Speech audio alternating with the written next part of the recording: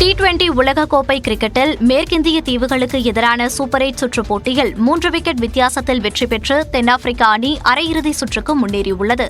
Antigua மற்றும் பார்படோஸில் நடந்த போட்டியில் டாஸ் வென்ற தென்னாப்பிரிக்கா பந்து வீசியது. முதலில் ஆடிய மேற்கிந்திய தீவுகள் அணி 20 ஓவர்கள் முடிவில் 8 விக்கெட் இழப்புக்கு 135 ரன்கள் எடுத்தது.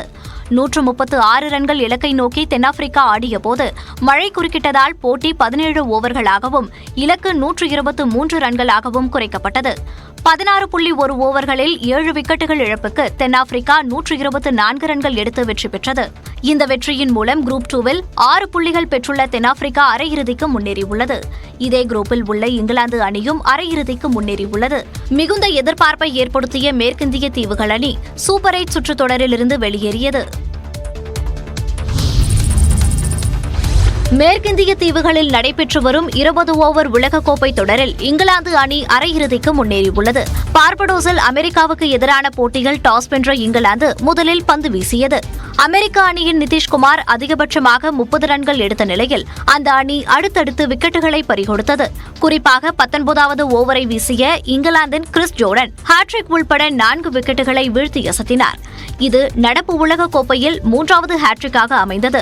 ஆஸ்திரேலியாவின் பெட் கமின்ஸ் இருமுறை ஹாட்ரிக் விக்கெட் வீழ்த்தியுள்ளது குறிப்பிடத்தக்கது.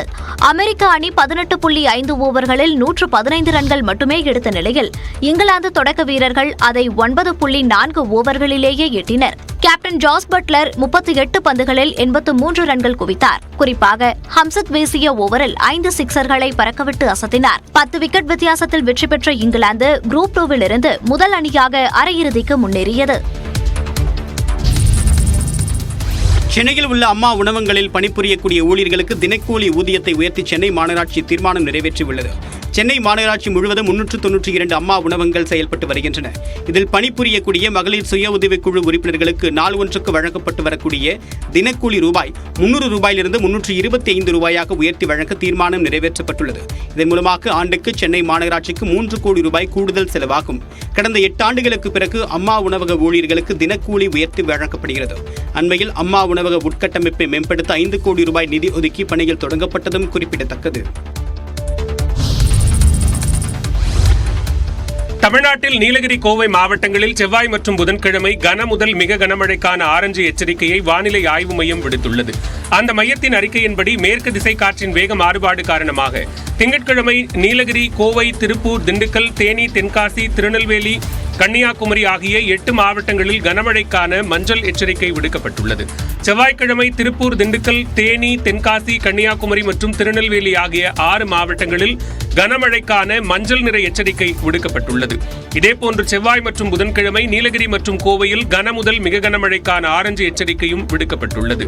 அதே நேரம் செவ்வாய், புதன்கிழமைகளில் திருப்பூர், திண்டுக்கல், தேனி, தென்காசி, கன்னியாகுமரி, திருநெல்வேலி ஆகிய 6 மாவட்டங்களுக்கு கனமழைக்கான மஞ்சள் எச்சரிக்கையும் விடுக்கப்பட்டுள்ளது.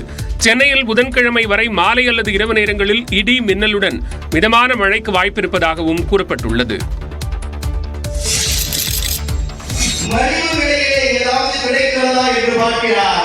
அப்படி மலிவு விலையை தேடி போன ஒரு கூட்டம் தான் இன்றைக்கு கள்ளக்குறிச்சியிலே மாண்டு போயிருக்கிறது. அப்படிப்பட்ட மாண்டு போனவர்களுக்கு அரசாங்கம் 10 லட்சம் ரூபாயை தருகிறது.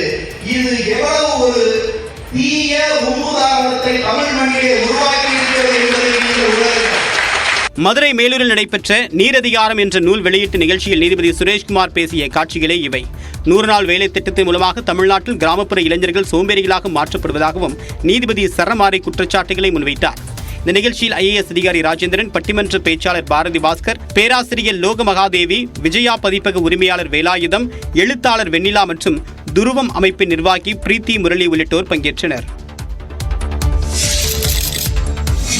கல்வராயன் மலையில்தான் அதிகம் கள்ளச்சாராயம் காய்ச்சப்படுவதாக கூறப்படும் நிலையில் அப்பகுதியை சுற்றுலா தலமாக தரம் உயர்த்த முதலமைச்சரின் உத்தரவின் பேரில் நடவடிக்கை எடுக்கப்படும் என அமைச்சர் ராமச்சந்திரன் தெரிவித்துள்ளார். சட்டப்பேரவையில் வினாக்கள் விடைகள் நேரத்தில் கல்வராயன் மலை கள்ளச்சாராய மலையாக அழைக்கப்பட்டு வருவதாகவும் அந்த நிலையை மாற்ற அரசு முன்வருமா என்றும் MLA கொங்கு ஈஸ்வரன் கேள்வி எழுப்பினார்.